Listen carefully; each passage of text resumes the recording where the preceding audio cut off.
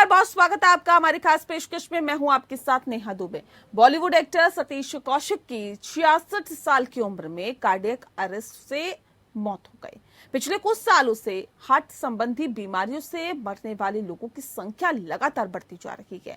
जहां पहले लंबी उम्र के बाद हार्ट की बीमारी के मामले सामने आते थे, वहीं आज के समय में कम उम्र के लोगों में भी इसके मामले देखे जा रहे हैं। कोरोना के बाद से कार्डियक अरेस्ट के मामलों में काफी ज्यादा तेजी देखी जा रही है और युवा भी इसके शिकार हो रहे हैं। डरावनी बात है कि कार्डियक अरेस्ट में दिल की धड़कन काम करना बंद कर देती है और अगर तुरंत इलाज न मिले तो मौत हो जाती है और लोग हार्ट अटैक और कार्डियक अरेस्ट के बीच कंफ्यूज रहते हैं। लेकिन दोनों में काफी अंतर है। अगर आप भी दोनों में खास फर्क नहीं कर पाते हैं तो आज हम आपको जानकारी देंगे और आपको समझाने की कोशिश करेंगे कि दोनों में क्या अंतर है। लेकिन उससे पहले आपको ये भी जान लेना और समझना बेहद जरूरी है कि सबसे पहले कार्डियक अरेस्ट क्या है। दरअसल बता दें आपको कि जब इंसान के दिल की धड़कन रुक जाती है और ये शरीर के बाकी हिस्सों तक खून की आपूर्ति नहीं कर पाता, उस स्थिति को कार्डियक अरेस्ट कहते हैं। और कार्डियक अरेस्ट आने पर क्या होता है ये भी हम आपको समझा देते हैं। जब किसी इंसान को कार्डियक अरेस्ट आता है तो वह मिनटों में ही बेसुध या बेहोश हो जाता है। चिंता की बात है कि अगर उसमें तुरंत इलाज न मिले तो व्यक्ति की मौत तक हो जाती है। कार्डियक अरेस्ट आने की क्या है वजह, ये भी समझ लीजिए। कार्डियक अरेस्ट को लेकर एक सबसे ज्यादा डराने वाली बात ये है कि ये किसी को भी कभी भी हो सकता है। कई बार हार्ट अटैक भी इसका एक कारण हो सकता है। इसके अलावा अगर किसी इंसान की दिल की मांसपेशियां कमजोर हैं तो इस वजह से भी कार्डियक अरेस्ट का शिकार वो हो सकता है। क्या है हार्ट अटैक, ये भी हम आपको समझाते हैं। हार्ट अटैक कार्डियक अरेस्ट से काफी अलग है और कार्डियक अरेस्ट से कम खतरनाक है। जब इंसान के दिल तक खून पहुंचाने वाली धमनियों में कोई बाधा आती है या धमनियां 100% ब्लॉक हो जाती हैं, उस स्थिति में इंसान को हार्ट अटैक आता है।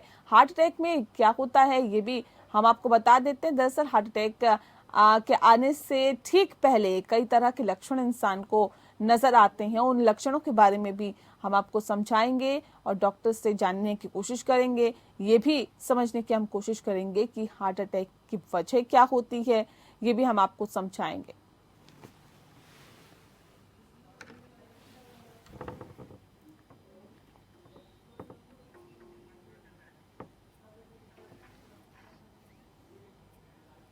तो आपको बता दें कि दरअसल ये समझने वाली बात है कि हार्ट अटैक से लगातार मौतें क्यों हो रही है, क्या वजह इसके पीछे है।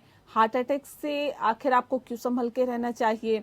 कार्डियक अरेस्ट और हार्ट अटैक में क्या अंतर होते हैं, दोनों में दोनों में कौन ज्यादा खतरनाक होता है। क्या कोरोना के बाद से इस तरह के जो मामले हैं वो लगातार बढ़ते जा रहे हैं। तो ये तमाम चीजें हम आपको समझाने की कोशिश आज इस खास कार्यक्रम के माध्यम से करेंगे, क्योंकि ये बहुत महत्वपूर्ण हो जाता है समझना और जानना कि आप अपने स्वास्थ्य का ख्याल कैसे रखें। हार्ट अटैक से आखिर क्यों इतनी मौतें हो रही है, क्यों युवा आखिर इसके शिकार हो रहे हैं। तो ये तमाम चीजों के बारे में आज हम आपको बताएंगे। बॉलीवुड एक्टर सतीश कौशिक की 66 साल की उम्र में कार्डियक अरेस्ट से मौत हो गई और इससे पहले भी हमने कई उदाहरण ऐसे देखे हैं जो कि ये बताते हैं कि ये दिक्कत कभी भी किसी भी व्यक्ति को आ सकती है। अगर किसी के भी सामने इस तरह की दिक्कत आए, उससे पहले आपको क्या करना चाहिए, कैसे करना चाहिए, इन तमाम चीजों के बारे में आज हम आपको तफसील से बताएंगे। कोरोना के बाद से आखिर कार्डियक अरेस्ट के जो मामले हैं उसमें काफी उछाल क्यों देखा जा रहा है, हार्ट अटैक के मामले क्यों बढ़ते जा रहे हैं।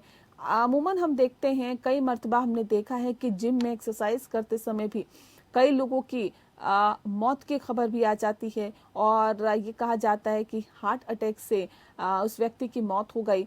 सवाल इस बात को लेकर जो स्वस्थ व्यक्ति दिखाई दे रहा है, अचानक ऐसे क्या हो जाता है कि उस व्यक्ति को कार्डियक अरेस्ट आ जाता है या फिर हार्ट अटैक की वजह से उस व्यक्ति की मौत हो जाती है। समझने की आज हम कोशिश करेंगे। खास पैनल हमारे साथ मौजूद है, उनसे आपका परिचय करा देते हैं। इस वक्त हमारे साथ डॉक्टर मेखला चंद्रा जी हैं जो कि आप सिटी मेडिसिन स्पेशलिस्ट है यूएसए की। बहुत स्वागत है आपका डॉक्टर मेखला। इस वक्त हमारे साथ डॉक्टर अंकुर गुप्ता है, एमबीबीएस एमडी डीएम है, कार्डियोलॉजी है, आपका बहुत स्वागत है।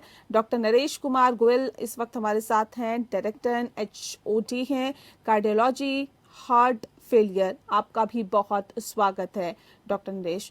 इस खास कार्यक्रम की शुरुआत डॉक्टर नरेश आपके साथ ही करते हैं, क्योंकि हम अक्सर देखते हैं कि इस तरह के जो मामले हैं, चाहे हम इसकी बात करें कि हार्ट अटैक आखिर जो हो रहे हैं, या फिर हम कार्डियक अरेस्ट की बात करें, लगातार इस तरह के जो मामले हैं वो बढ़ते जा रहे हैं।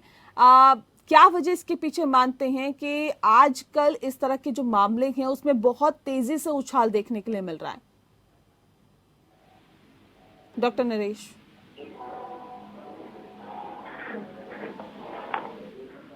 चलिए, लगता है आवाज वहां तक नहीं पहुंच पा रही। डॉक्टर मेखला, मैं आपसे समझना चाहूंगी कि क्या वजह इसके पीछे मानते हैं कि इस तरह के मामलों में काफी उछाल देखने के लिए मिल रहा है? जी, सबसे पहले जो आपने सवाल पूछा है, न्यूज सेट की यंगस्टर्स में हमें ज्यादा दिखते हैं आजकल हार्ट अटैक। ये जो हमने रेट देखे हैं ये कोविड के बाद तो बहुत ही बढ़ गए हैं। कोविड ने जो अंदर इन्फ्लेमेशन कॉज करी है बॉडी के, that is a bigger factor. But जो मेन जो हमारी लाइफस्टाइल चॉइसेस हैं, एक तो हमारी अगर आप देखिए genetics, already we are prone as Asian Indians. फिर हमारा जो एनवायरमेंट है, जैसे पोल्यूशन है, हम लोग कांस्टेंट स्ट्रेस रिस्पॉन्स में रहते हैं, हमारी जो बॉडी है वो कांस्टेंटली स्ट्रेस रिस्पॉन्स में है। एंड देन थर्ड, हमारी जो लाइफस्टाइल चॉइसेस है, आप देखेंगे पिछले डेकेड में जो ये ग्लोबल फूड इकोनॉमाइजेशन जो हुआ है, आप देखते हैं कि प्रोसेस फूड बाहर से बहुत ज्यादा आ गया है। हम लोग फ्रोजन खा रहे हैं एंड प्रेजर्वेटिव खा रहे हैं, सेडेंटरी लाइफस्टाइल ज्यादा हो रहा है। तो these are all increasing your risk factors for obesity, high blood pressure, diabetes, जो अल्टीमेटली रिस्क फैक्टर्स बनते हैं हार्ट अटैक के या ब्रेन स्ट्रोक के। एंड अल्टीमेटली आप देखते हैं कि ये डेथ कॉज कर रहे हैं, specially in younger population. Smoking is another super risk factor जो बढ़ा हुआ है, क्योंकि younger population is like working, smoking कर रहे हैं, अल्कोहल हो रही है।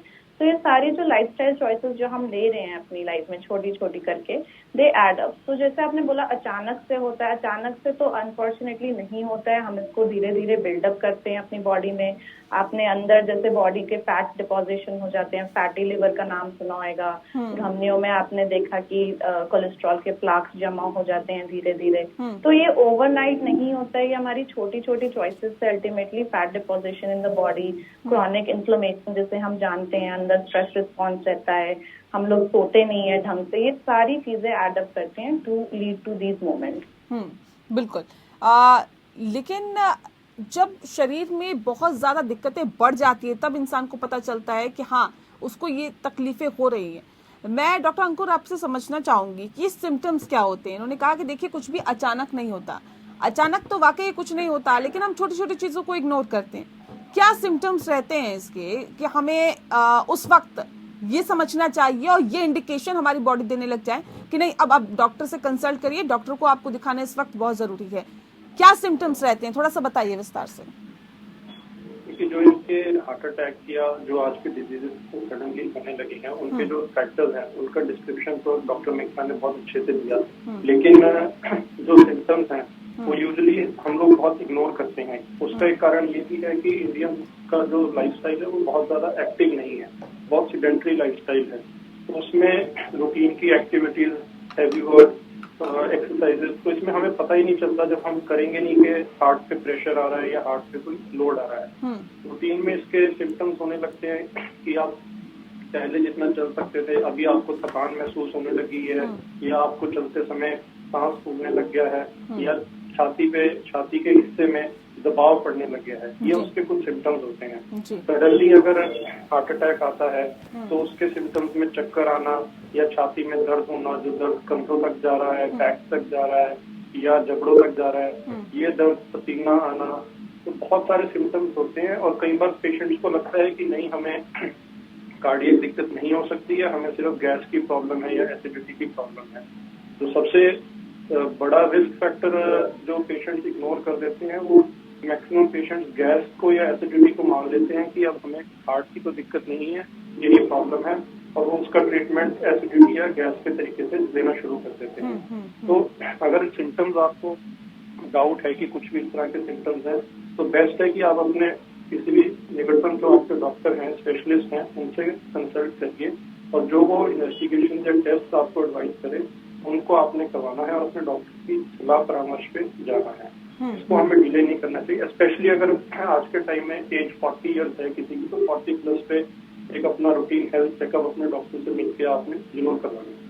नहीं, बिल्कुल ठीक आपने बात कही है। देखिए, इस वक्त अपने लिए भी वक्त निकालना चाहिए और एक्सरसाइज बहुत जरूरी होती है। लेकिन डॉक्टर नरेश, हमने देखा है कि एक्सरसाइज करते समय भी कई लोगों की मौत हो जाती है, हार्ट अटैक आ जाता है या कार्डियक अरेस्ट आ जाता है, जिसका जिक्र हम लगातार कर रहे हैं। लेकिन अब सवाल इस बात को लेकर है कि कई ऐसे आंकड़े निकल के सर सामने आएंगे जो ये बताते हैं कि ट्रेडमिल, जिम में अगर आप ट्रेडमिल कर रहे हैं, रनिंग कर रहे हैं उस पर, या फिर वॉकिंग कर रहे हैं, उस वक्त भी अचानक किसी को भी हार्ट अटैक आ जाता है या कार्डियक अरेस्ट आ जाता है। अब सवाल इस बात को लेकर कि जब इंसान अपने आप को पूरी तरह से फिट रख रहा है, डेली उसके रूटीन में है कि वो जिम जा रहा है, एक्सरसाइज कर रहा है, उस वक्त भी उसको इस तरह की दिक्कतें झेलनी पड़ रही है, इसकी मुख्य वजह क्या है? जी मैडम, जैसे कि अभी डॉक्टर बहुत अच्छे से को समझाया है कि हार्ट अटैक के क्या सिम्टम होते हैं। जहाँ तक अपन बात करें एक्सरसाइज के वक्त की बात है कि एक्सरसाइज के समय में हार्ट अटैक आता है या हार्ट अरेस्ट आता है। देखिए, अगर सिम्टम इस प्रकार के नहीं, हार्ट अटैक बहुत अनकॉमन होता है, उसको पहले से कोई दिक्कत नहीं हुई तो उसको हार्ट अटैक के कम चांसेस होते हैं। मोर ओवर ये कार्डियक अरेस्ट होता है, जो आपने बहुत अच्छे तरीके से समझाया था कि ये इलेक्ट्रिकल प्रॉब्लम है जिसके कारण से हार्ट की धड़कन अचानक अनियंत्रित हो जाती है, जिसको हम वेंट्रिकुलर टेकिकार्डिया या वेंट्रिकुलर फिब्रिलेशन बोलते हैं। वेंट्रिकुलर फिब्रिलेशन किसी के आनुवंशिक की जेनेटिक बीमारी हो उससे हो सकता है, हाइपरट्रॉफिक कार्डियोमायोपैथी जैसी बीमारी हो उससे हो सकता है, एरिथमिया वेंट्रिकुलर डिस्फंक्शन उससे हो सकता है। तो अलग अलग प्रकार की ऐसी बीमारियां होती हैं जिनके कारण से हार्ट अरेस्ट हो जाता है। जब हार्ट, ये आप देख रहे हो, आपने जिक्र दिखा रहे हैं कि अचानक बैठे बैठे व्यक्ति का सालों में हार्ट रुक गया है, ऐसे में अपने को तुरंत सीपीआर स्टार्ट करना चाहिए। ये हर सभी केस केवल हार्ट अटैक से नहीं है, ये हार्ट अरेस्ट की केस है। इसलिए टाइमली अपने को अपनी जांच करानी चाहिए। इसलिए प्रमुख रूप से ईसीजी, इकोकार्डियोग्राफी और ईएमटी की जांचें। बहुत से ऐसे पेशेंट हैं जिनमें प्राइमरी रूप से कार्डियोमायोपैथी होती है, हाइपरट्रॉफिक कार्डियोमायोपैथी, जिनमें सडन कार्डियोपैथी काफी ज्यादा दिखती रहती है। अदरवाइज दूसरे कैंडलोपैथी होते हैं, डिस्फंक्शन होते हैं। तो इस प्रकार की बीमारियां कई सारी होती हैं जिसके अंदर सडनली कार्डियक की संभावना ज्यादा रहती है। उसकी जेनेटिक सिम्टम, जेनेटिक इसकी जांच भी की जा सकती है कि किन लोगों में ज्यादा प्रॉब्लम होती है। बिल्कुल, इसकी जांच भी की जानी चाहिए सर, ये बहुत जरूरी हो जाते हैं। लेकिन डॉक्टर मेखला, थोड़ा सा हमें दोनों में अंतर समझाने की कोशिश करिए। देखिए, एक होता है कि कार्डियक अरेस्ट, जिसका जिक्र अभी डॉक्टर नरेश कर रहे थे, एक हार्ट अटैक, दोनों में अंतर क्या है, क्या डिफरेंसेस होते हैं दोनों में?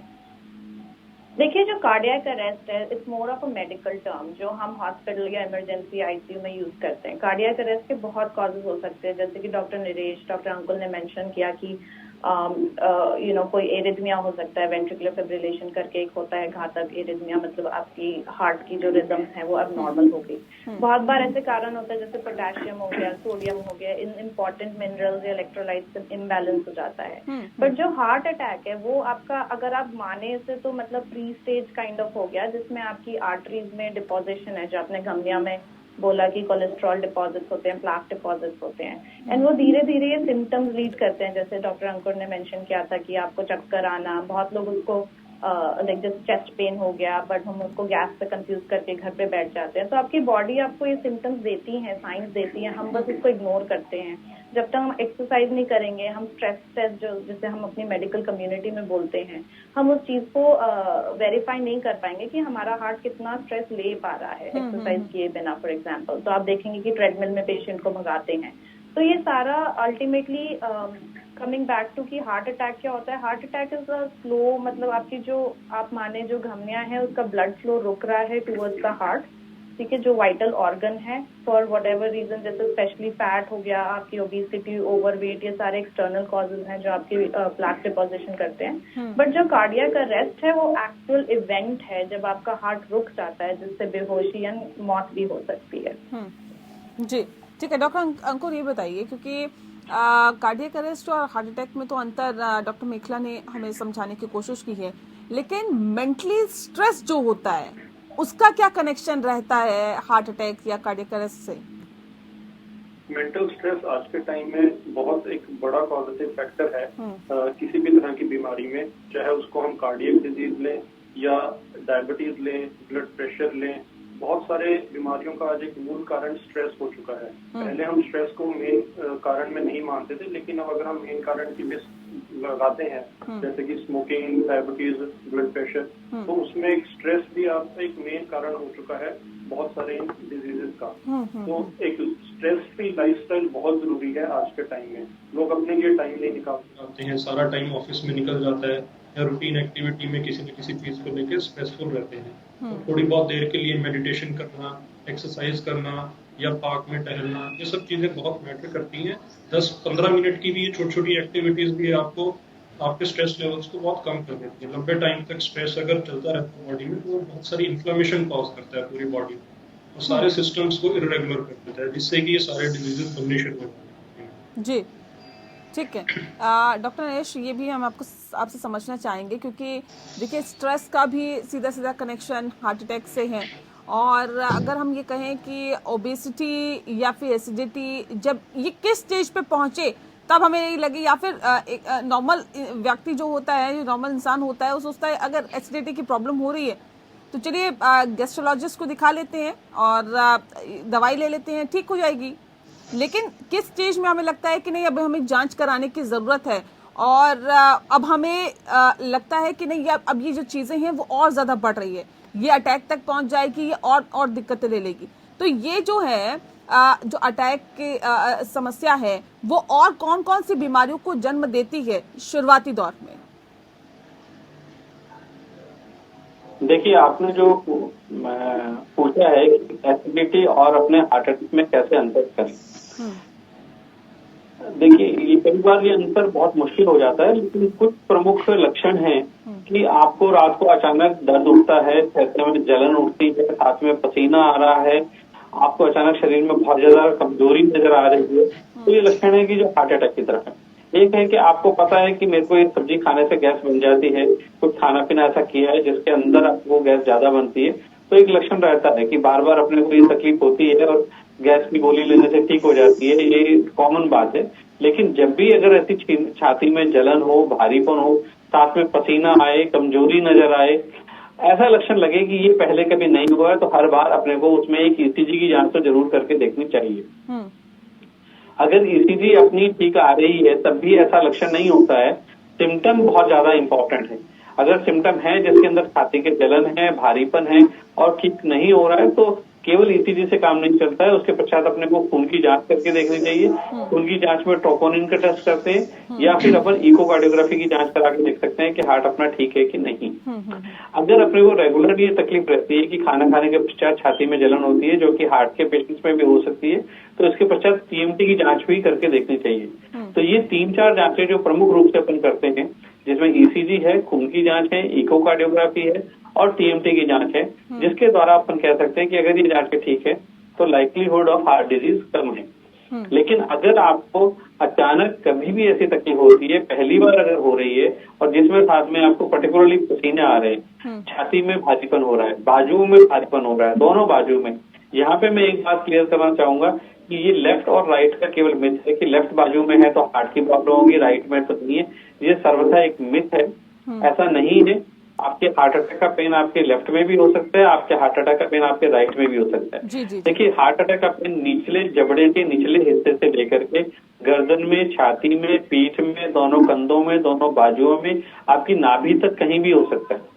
ये ज्यादा दिक्कत तब आती है जब आपके पेट में दर्द होता है, जब हार्ट की नीचे वाली परत जो पेट से जुड़ी होती है उसका अटैक, जिसको हम हमारी मेडिकल भाषा में इंफीरियर वॉल मायोकार्डियल इंफार्क्शन बोलते हैं, उसमें इस प्रकार के सिम्टम बहुत ज्यादा होते हैं जो गैस से रिजेम्बलेंस करते हैं कि गैस हो रही है, पेट में जलन हो रही है, छाती में जलन हो रही है।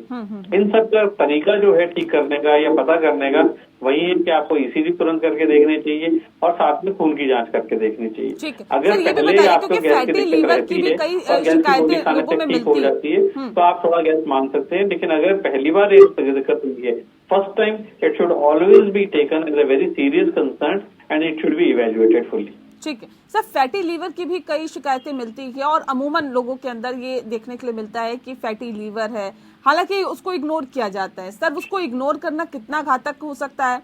डॉक्टर नरेश, मैं आपसे समझना चाहूंगी कि थोड़ा सा और डिटेल में इसको समझाने की कोशिश करें कि फैटी लीवर को अगर आप इग्नोर करते हैं, परहेज नहीं करते हैं, तो ये कितना ज्यादा खतरनाक हो सकता है हार्ट के लिए भी, कार्डियक अरेस्ट के लिए भी?